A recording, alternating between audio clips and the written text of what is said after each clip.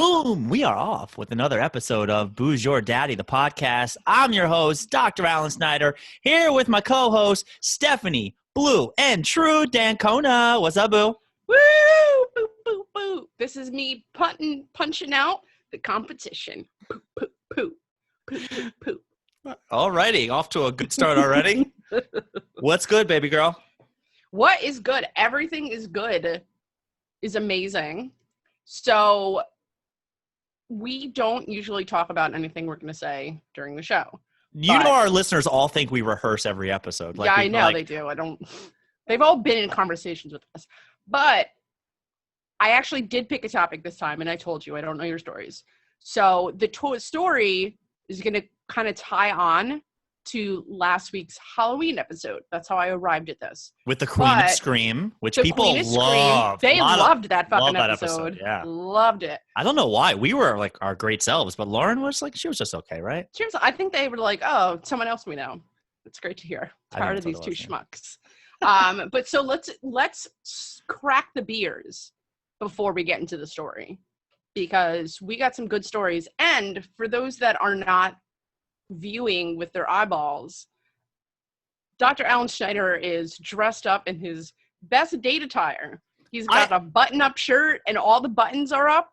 No, chest hair hanging out. Well, I wanted to look nice for a little bit, but I can put a little chest hair out. There we go. There's the Alan I know. You said that this was going to be like a date night theme type of episode, so yeah. I decided to put on one of my go-to date shirts, which you helped me pick out. I don't know. I did. I forgot that. Yes. Right. This shirt is one of my favorites because it's, Raven colors, and I look great in it. And, I'm a big Ravens fan, and we can go from there. But basically, years ago, I was like kind of online shopping, and I sent you a picture of this shirt, and you were like, yeah, this shirt's awesome. So that'll get you laid. Not so much, but but I thought this would be good because this is kind of my own version of date night. The mustache is sold separately. Oh, you're so witty. You have a mustache going on already. Well, it's November, so I understand, but it's November 3rd, so that's 3 days worth. It is what it is. Sometimes I give myself a head start. I was going to say, I'm like, you have the most testosterone in the entire world. The beer I'm drinking tonight is a Collective Arts Brewing Company beer, is that the one you just had last week? I think it's the same company, It may be, but Collective Arts is from Canada. And I know that because it was on Amazing Race. Alrighty. I can tie everything into the Amazing Race. Wait, you're watching it a couple weeks ago. Okay, wait, you're watching You've already stopped. You finished Amazing Race America, and now you're doing Amazing Race Canada. Yes, and I'm already on season 6. Is it any good? But it's so good. It makes the other series, it blows it away. Like, the other series is like, here's a mound of dirt, dig for this thing. And in this one, it's like, go zip line. When you get to the end of the zip line, bungee jump. Once you get off the bungee jump, go swing, get in a rowboat, and then your first challenge is done. It's unbelievable. When do they chug maple syrup? There's been very little maple syrup in it. Oh. Sadly, very little. Any poutine? It makes me is poutine I don't think so. Okay. From Quebec? No, I don't think so. It's Canadian. It's not just in Quebec. It's poutine. Do they play any hockey on the show? Yes, they do play hockey on the O. Hockey on the show, they do it? Because they are the French Canadians? Yeah, man. They did one in Quebec, and I didn't realize that, nobody there speaks English. No, it's like Little France. No way. I thought everybody kind of spoke both. They're in these challenges, and nobody speaks English. And it's a different dialect too. There. It's not even the same French, as from what I understand. Not going to visit. They barely liked me in France. Alrighty, well, my beer is called Life in the Clouds, double dry hopped IPA, and I'm going to post a picture on our Instagram, Booze Your Daddy, where it looks like this guy is floating, except he's being carried by a hand that has him in a wedgie, which is pretty kind of awesome. Yes, has him in a wedgie, and he even has a butt crack. Little butt crack. That's some can art for you. Can art, baby. Tell me, what are you drinking with? So I am drinking with myself, but as well as Paradox Brewery, a pure Adirondack. I don't know if that's just like a slogan. It's called Paradox Pilsner, and it's got some leaves on it. It's like the trees. It's a Czech style Pilsner, and it is from North Hudson, New York. Obviously, it has to be connected or somewhere near the Adirondacks. That's pure Adirondack is not a saying. I understand, but like they could have said like super Adirondack. Okay. I don't know. Where I grew up, there's the Adirondack. Those shits are very long. That's what she said. Yeah, leave me alone. All right, let's crack them. L'chaim. L'chaim.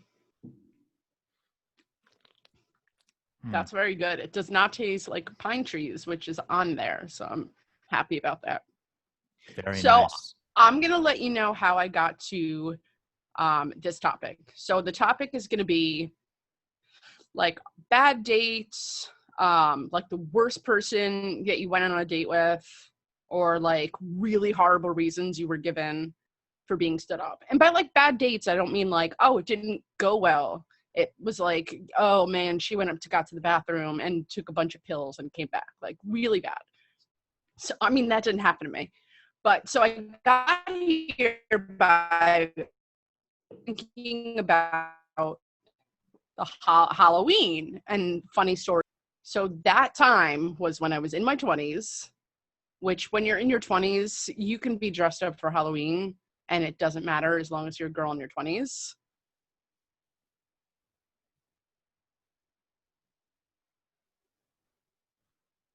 Oh, you were completely frozen. Can you hear me?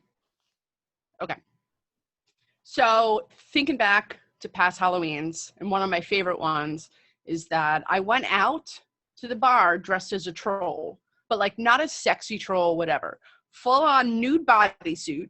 I made myself like a diamond belly button. I had short hair and I colored it green and I spiked it all up. Oh So my like, God. I hope you asked everybody just to rub your belly all night. I probably did. I was like 26, so. Or I hope you went to a bingo hall and just sat right next to an old person and just sat there the whole night like, I'm your lucky charm. They love trolls. I did not do that. But it just shows that no matter what a girl does, if you're in your 20s, you're getting guys. So. Not me. So really long story short, met a guy. He was dressed as a pimp, which should have been my first warning. Dressed as a pimp. Couple days later, we went out again for drinks. He lived down the block. He invited me over to watch a movie, which was literally, we were going to watch a movie. No funny business. And then he said, fair warning. No. Fair warning, I live with my parents, which we're in our mid-20s. That's fine. I've met people that live in their parents, but it's usually kind of like a separate wing or like in a basement or something like that. Did they have bunk beds? No, but that would have been amazing. We went in the house. I was like, I'm grabbing a beer. Opened his fridge. He was like, oh, those are my dad's beers. And I was like, I don't care. We went upstairs. We got into his room and I went to the bathroom and I thought the door kind of like next door was. I was like, is that the bathroom right there? And he's like, no, it's my parents' room. I'm like, you guys share a wall? What the fuck? And he tried to kiss. He tried to kiss me and I was like, no. I was like, I gotta go. I'm out. Like, this is way too much to live with your parents. Wow. Now, did you owe him any money for the date because he was a pimp or no? No, I think I got all the free beers. Listen, it didn't. Oh, and the best part was we went on the third time and I found out he was somewhat unemployed. And what he did was drive his father's ice cream truck part-time. You went out on another date with this person? I think it was 26. He'd buy me beers and like, that's it. I don't like not proper dates. We both lived by the same bar. So it was like, hey, you want to get a drink? Oh, all right. Yeah. That was it. Yeah. Not official dates. I meet so many girls that give guys like 5 chances. And I remember being like, anytime I've ever been on a date and it's just like something awkward happens, there is never a second date. There is never like oh, well, maybe he just accidentally sharted. And like it happens sometimes, you know? It happened. No, it was just, he was hot. I was 25. He lived around the corner. Why not? Wow. So that's how I got to this subject. So I want to know if you had like a horrible date, went out with somebody horrible, got like stood up with the worst reason, because I have my favorite dating story is when I got stood up in high school. But I'm going to let you go first because I have a feeling it's going to be super good. I'll give you a quick one first. Okay. That I remember wearing this shirt on was I got set up by one of my patients to go out with somebody one time. And she was a couple years older than me. And we sat down and I think I texted you this night because it went really poorly. And we sat down and I was just being typical Alan. I was doing my thing. And, it's like, I'm like telling them about like my niece and my nephews. I'm having a good time. She excuses herself. It couldn't have been more than 20 minutes in the date to the bathroom. She comes back and she goes, all right, I guess I didn't realize how young you were and what you were looking for, but I think you should go find somebody that you're going to have like a proper relationship with, because that's kind of not what I was looking for tonight. I hope you have a great night. And if you could, I've already paid for our drinks and I'm just going to head out. I was like, oh man. And like, I just didn't get the memo that she was just kind of looking for a one night stand type of thing. I mean, yeah. But even so, it was just very like, it was a patient set me up. And I'm always going to be like a nice, respectable person. And I'm just always going to be me. And she kind of was just like, oh, you're a really nice person. That's not what I was looking for. First of all, why didn't the patient warn you? Like, do you want to go out with this chick? Like, she doesn't want a relationship. Like, she knew what she was doing. I didn't know what I was doing. And at that point, it was just like, wait, Yvette, no. No, Yvette, I love you. She's the one that got away, isn't she? Actual name. But the best bad date story that I've ever had actually happened to be the first date I ever had in New York City. And I had only been here for moments. And I was playing summer softball on the team with the Hounds, with the guys. And, intramural sports apparently are a place that you meet people to hook up with. I play the sports because I like sports. Yes. Have I ever dated somebody that I've met by playing sports? Yes. Countless times. But I've never, in all the years that we played dodgeball, I've not gotten a single date out of it. I mean, not that I was like going full force, but it never happened. But Alan, sorry, continue. That's intramural okay. Sports. So my first date was with a girl on another team, a softball team, and I am on 29th and 6th, and I barely know the city at all. This is back in the days when I was still using like Hop Stop to get from place to place, because I did not know where I was going, what I was doing. So 29th and 6th, I picked an Irish bar in Chelsea. This girl, I can tell you what she looks like. I don't even remember what her name was. And she came down and she met me, and we walk in and we sit down at a proper little booth and we order some drinks and we're talking, and she is obsessively checking her phone, just like nonstop. And finally, I said, I hate that. Keep in mind, this is like 2010 or so. So it's not even like Facebook and texting, and things were just not the same back then. I was like, is everything okay? Like, are you waiting for a call? She goes, no. I just like to know if my phone like rings or vibrates. I said, well, you could just leave it face up and just turn the sound on. Like, I'm totally chill if it's work or whatever. She goes, no, it's just that like my sister died a couple years ago and I didn't get the call right away. And I was like, oh wow, this just got real serious. Oh boy. It was just heavy. Nothing wrong with it. Just very heavy for like 5 minutes into knowing somebody. Yeah. So, the night goes on, we order food, we're sitting there, and I can't even remember a whole lot what was said, other than about 30 minutes in, I'm sitting there, I'm kind of like cutting my food. I don't think I got like chicken parm or something. Shocker. And obviously she just starts like, yeah, he's pretty nice. I mean, like, he's cute. He tried. And I think this could maybe be something, or like, we could be friends, right? We could definitely be friends. And I am sitting there like looking behind me, like, who the hell is she talking to right now? There's no earbuds back then. And I look at her, I said, are you okay? She goes, sorry, sometimes I just like think out loud. And I said, well, what are you thinking about? She goes, oh, I think you're a really nice person, but like I met this guy and like, things have been like kind of crazy and we had a crazy night last night and I just don't know what. And I was like, okay, population 1 in Crazy Town. So I just was kind of like resigned to, we're just going to finish this up and, be nice, be cordial. Check comes, we pay. We go to, how are you leaving here? Wait, did you split? I think so at that point. Okay. Like in that instance, splitting is. I think, what I think happened? I think she said like, oh, I think she like threw a 20 on the table and I took it. And I was like, sure. Like 20 did not cover half the check. Yeah. I kind of just was like, sure, whatever. Like I wanted to get the heck out of there as soon as possible. So I go to leave. She says she's going to take a cab home and like, I'm always the gentleman, whether some people think it or not. I said, all right, I'll wait for you to get your cab. She hails a cab right on 23rd Street. You're a gentleman. No problems getting a cab. It pulls up, and I was like, oh, I remember her name. It's Morgan. Wow, I haven't thought about that in a while. Morgan. If you're listening, Morgan, you're a dick. The cab comes. I was like, all right, well, I hope you get home safely. And she looks at me and goes, my roommates are out of town. Like, if you want to come over for a little bit. And I just stood there and I went, yeah. I looked at her and I said, were you in that bar? Were you not a part of that conversation? She goes, and she gives me this puppy dog look. Wait, did you say this to her? I said this out loud. Like, I couldn't believe she would even make that offer.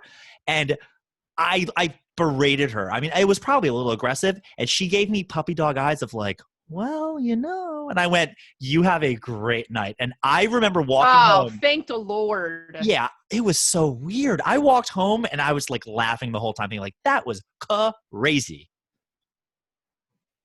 The end. It wasn't love. That's insane. And she probably misses you every single day. First of all, you know that because she asked, that her craziness and her asking, like, other guys have not stopped themselves from going to her place. Like, she can act like an insane person and still be like, I don't know. Why would she want to? Plus, she had this crazy thing the night before with this other guy. She sounds like Crazy Town. She's got something missing. And you know what? She missed out on the greatest person alive. Greatest 7 minutes she ever would have had. 9 if I get a Gatorade break. 9 if I get some coconut water. Love coconut water. Ew, never. I know. I don't like coconut water. Coconut water, if you're hungover, is better than Gatorade. So my favorite story is actually like one of probably my first like proper date in high school. I had a boyfriend. I was a freshman and he was a junior. Ooh. Which I was like, oh man, I'm killing it. But I think it was that kind of boyfriend where it's like, oh, hey, in the halls, and like sometimes write each other notes. And sometimes he would call my house. Like, we could talk on the phone, but when it came into person, it was like, hey, like, that's not a boyfriend. Sup, like a head nod. Do you like me? Circle yes or no. Circle yes or no. It was, I mean, he was a junior, so he's more sophisticated. So I'm supposed to go on this triple date with two of my friends and their boyfriends. We go to this local restaurant in town. Everything's all set up. Now, given this is pretty much pre-cell phone, but like people had track phones. So like they still existed, but people weren't like calling each other. Nobody had anybody's number but like their mom. And you had like 30 minutes a month. So we're at the restaurant, get there, we're waiting. My friends and their boyfriends are there. We're waiting. I'm so excited. It's my first date. We just keep waiting. And at a certain point, I'm like, guys, just order. Like, he's not showing up. Just order. And I was so curious because this was like a boyfriend. So it wasn't like a random whatever. So I just didn't know what to do. So he never showed up. And I'm like, he could have called the restaurant, which I lived in a small town. So if he called the restaurant, like, wouldn't have been a huge deal. He can't call the restaurant if he's dead. Huh? Well, I didn't think he was dead. I would. I always think the worst of things. When my patients like miss their appointment, I give it about a day and then I text and go, hey, Mrs. Smith, just want to make sure everything's okay. And they go, oh, I forgot about it. I was like, oh, I definitely thought you were dead. No, I didn't think he was dead. I think he just wasn't coming. So when I finally got home, I called him and was like, John, what the fuck? Which I didn't say that. I didn't curse until college. Like, what's happening? Wait, what? What? Some people lose other things in college. You lost your swear word? I didn't start cursing until college. Wow, that's fucking I wasn't crazy. even allowed to say shut up in my house. And look at me now. Look at me now, Mom. Made it to the top. Skiffles. Started at the bottom. Now we're here. And by here, I mean way up. So I get home. I call him. I'm like, what happened? Like, you embarrassed the shit out of me. And he told me a story that could not be believed. So he told me that his grandma lives with him. And he said his grandma is like, has Alzheimer's and is like really like out there. And he said, my grandma was having an episode and she lit the phone book on fire and threw it out the window. And it's like, what? That is absurd, Stephanie. That's like that episode of Friends where, somebody, what's it, Joey eats Phoebe's muffin. And he's like, yeah. Did you just eat mine? He's like, no, this raccoon came through the window. And I'm like, don't eat that. That's Phoebe's muffin. That's absurd. Oh, that's such a good part of it. Yeah. And I just was like, I didn't even know what to do with that, because I was like, that's not even an excuse. Like, if you're going to go for an excuse, like, I wasn't feeling well, whatever. Why would you go for the deep dive of, I'm going to believe you less if you tell me your grandma lit the phone book on fire and threw it out the window? So, sorry, John. You're lost, Johnny boy. You're lost, Johnny boy. We may have dated gone on a couple dates. Again, you gave him 18 more chances. Like, what the heck? I don't know. But that's my favorite. And that's not even my only. That's not even my only stand-up. I got someone that was, stuck on the GWB. They didn't live in Jersey. They didn't have a reason they were on the GWB. Meanwhile, they told me this 2 hours after they were already late. So that's too much for me. I've had this conversation enough when somebody is running late. Rule of thumb, you get 15 minutes. If you text within that 15 minutes, I'll give you another 15. But like a half hour, that's it. We out. No. I mean, I guess in New York, occasionally, like, you're really stuck under a train. But, like, you also, like, when I'm stuck on a train, I will kind of, like, create a text. So the second I see their service, like, hey, been stuck on the train, whatever. But no, not John, and not, what is his name? Farhad. Farhad was his name. And yes, he was my cab driver. Wow. That's how I met him. He was my cab driver home after Dodgeball. So actually, Dodgeball did get me a date. So you've lied to I've lied. I've lied to Liz. Listen, I have 900 of those stories. It's called being a girl. All right. Well, so, I think girls are the problem. That is just my personal belief, because I have always been. You're the problem. Well, I think it's time to actually prove this via math, that women are actually the issue. Okay. What part of what I said was my fault? I don't know. I'm just talking about my own experience. Now, Stephanie, okay. We're gonna do a little mathematical equation right now. Okay. I have this written out for you, so I'm just gonna show you, and you're just gonna have to trust me. Okay. So let's start first with some simple stuff. Would you agree that time is money? Yes. Okay. Would you agree that women equal time and money? Yeah. Good. So what we're going to do— money is pizza. So what we're going to do is we're going to do a little math here, and we're going to transpose time for money, and we will say that women equal money squared. So far, so good? Why is it squared? Well, because it was time equals money, and then women equal time times money. So it's you put the time in. Would you agree that money is the root of all evil? No. Okay, well, it is, Trump. But anyway. He doesn't have any money, so. What we're doing here is we have women equal money squared. We have money as the root or square root of all evil. You do a little substitution, bing, bang, boom. Women are evil. You're welcome. You know what? That's not true.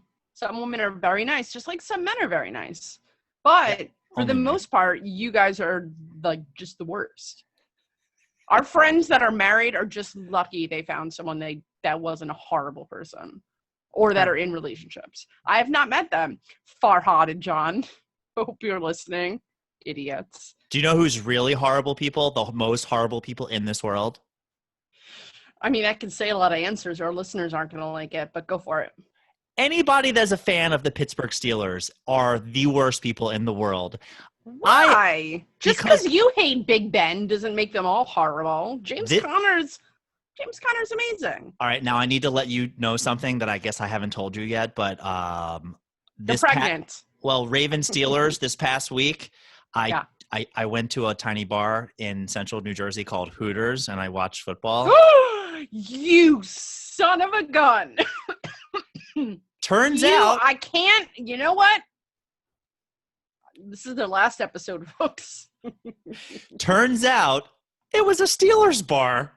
Oh shit. Well, I mean, most of Jersey is close to No, Pennsylvania. not Where in? really. It was Somerset. It was like a Oh, okay. whatever. Anyway, it's a Steelers bar. I'm sitting there minding my business. I had a Ravens sweatshirt on. I gave a couple like woohoos, but nothing obnoxious. I promise you I wasn't obnoxious. The things that stood out from this weekend was Lamar took off to run one time, and one of the families, it was a father with 2 kids, screams, "Get him! Knock his helmet off!" Did he just say that? Like, what's wrong with this guy?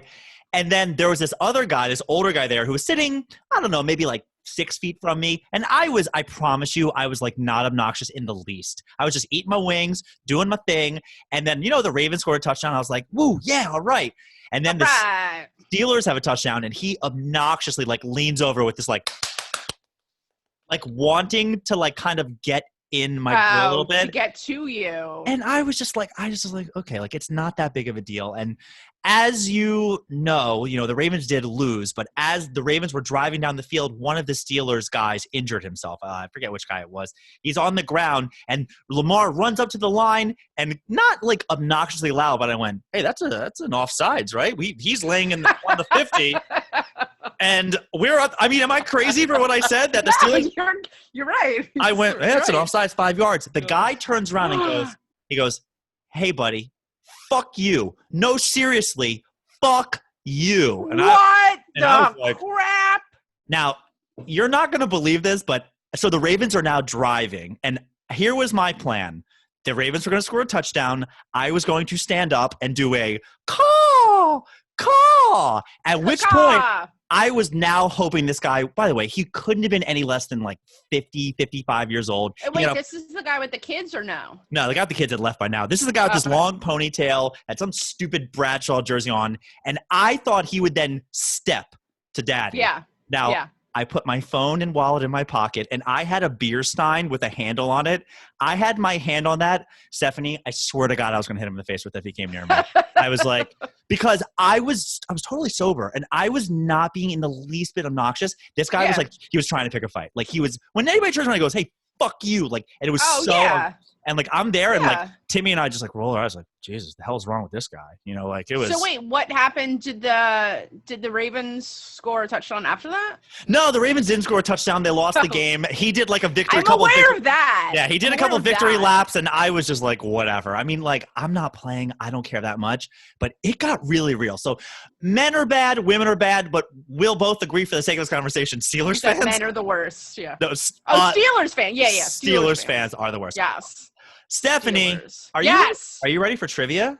I am. Do I need pen and paper? No, we're going through them. So in the theme of this episode, we're going to go ahead with kind of dating. And what do you hope when you meet somebody and you start dating? You're hoping that it progresses to a full-blown relationship and then eventually to a marriage. Marriage, maybe. So our questions today are going to be related to marriage.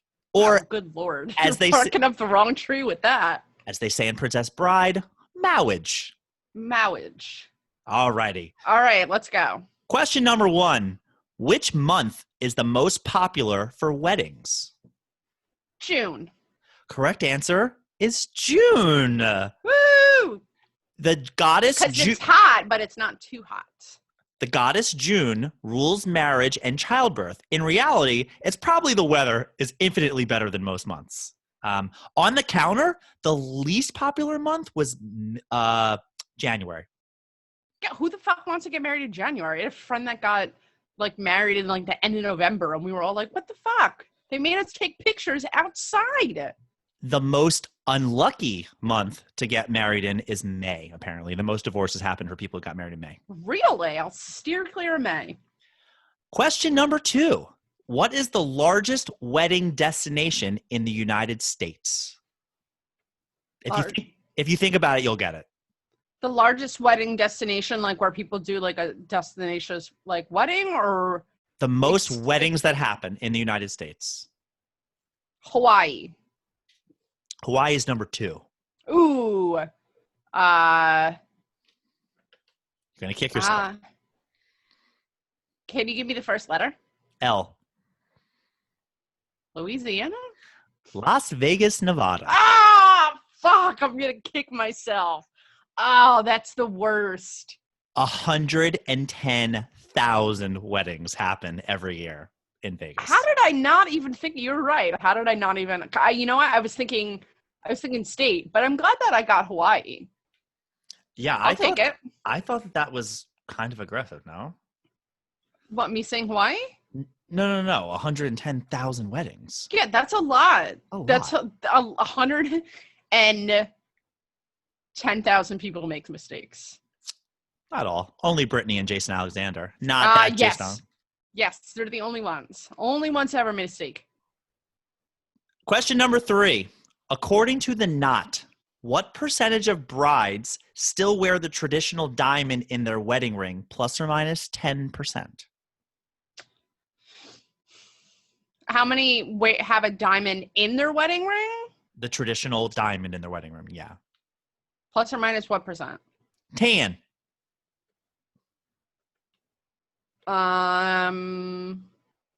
72. Correct answer is 70%. Holy shit, I'm getting married. I don't think that's what means this. It's not? I'm pretty good at this. Question number 4. Honeymoon originally got its name for what honey fermented drink? Honey fermented drink. It's alcoholic. I love alcohol. I think you've had it before. I was going to say, not that honey Tennessee whiskey. I've had it before, I think. Most likely. Most people have had it. I mean, they sell it at all beer stores and stuff. And sometimes. I know it's not Fireball.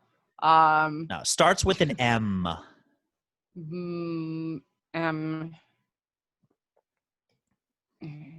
Moonshine? Mead. Oh, moonshine was a good answer. That was aggressive for a honey.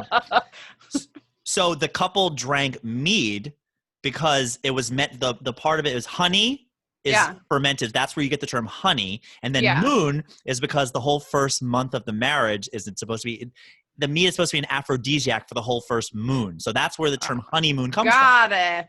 Interesting. I didn't know that. I thought that was very interesting. I tried to make it an alcoholic drink. The last one, get ready. It's still like moonshine better. I thought you were going to. I've never had it. You thought I was going to get mead? You could have. It was gettable. I thought you were going to crush these 4, so the last one's a little hard. Sorry. I crushed 3. Well, I crushed 2 and kind of half one. All right, hit me with number 5. Number 5, the bridal veil originally got its purpose because it was supposed to protect the bride from what? Insects. Evil spirits. I thought maybe there was a lot of mosquitoes. There used to be a lot of mosquitoes when marriage first happened, so they put a veil over their face. It's evil spirits? How does it? Interesting. The ancient Greeks and Romans, that's how long ago that the veil dates back to. I was looking these questions up and I was learning a ton, including they're saying that men wearing wedding bands started in World War II, which I feel like there's no way. Not to mention people from other countries who weren't in World War II wear wedding bands. So you're saying before that, correct? Yeah, the websites that doesn't sound correct because it's not like World War II was 5,000 years ago. Well, for men though, not for women, is what they're saying. They're saying men only started wearing wedding bands to signify that they were. Yeah, the other interesting one was what culture began exchanging rings, and it was Egyptians. I thought that was pretty interesting too. But like, I couldn't walk like an Egyptian. I couldn't test you on that. I thought that'd be just a little too ridiculous. That was too ridiculous. This is a fun one. Actually, you know what? I got closer on more than I thought I was going to be. So I think I'm marriage material. I would agree with that. Definitely very much. And anybody who's interested in marrying Stephanie, please check out our YouTube, Booze Your Daddy, and our Instagram. Make sure you're following us. Stephanie, Did you just pimp me out to the people that listen to this? First of all, most of the people that listen to this know me. So I'm sorry, but I'm not interested. Well, it's called plugging your podcast, and you're trying to get plugged, so I thought it was an easy segue. Oh, Alan, you're a dirty bird. Any last words, Boo? My last words are, I had a 6-pack of Bud Light in preparation for tonight. I hope to not drink all of them. All right, peoples. Make sure you download our episodes. Give us a good rating. Hit the subscribe. Daddy loves you. Boo loves you too. Yeah. Boo out.